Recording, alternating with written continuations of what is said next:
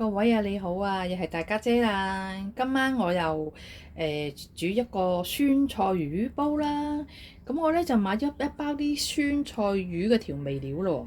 咁咧裏邊有咩咧？有酸菜一包啦，同埋個調味料啦，同埋一包呢個係醃 BB 魚嘅。咁我買咗25蚊 BB 魚，一陣間我切好咗啦，攞呢個去醃佢。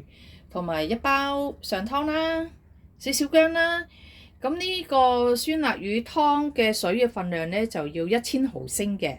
咁如果你落個清雞湯，而1000毫升裏邊你要減翻呢個清雞湯嘅份量，即係個清雞湯落咗加埋清水，只要1000毫升嘅啫。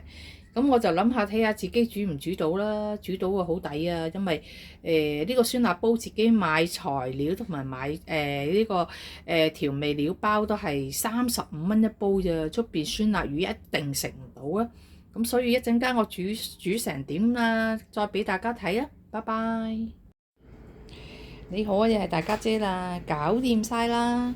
今日好簡單啊，今晚淨係大興40蚊叉燒，一隻鹹蛋，跟住呢個頭先所介紹嘅酸辣魚煲啦。嗱，喺呢度啱啱整完出嚟嘅，雖然咧就仲未有火辣辣嘅感覺，因為我啱啱先至開咗爐嘅啫。